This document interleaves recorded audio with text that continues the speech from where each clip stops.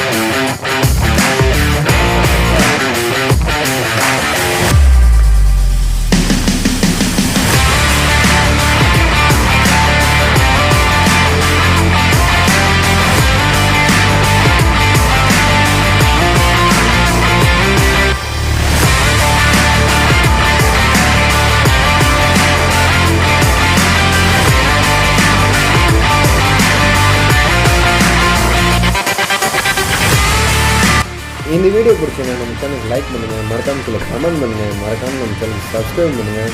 Thank you.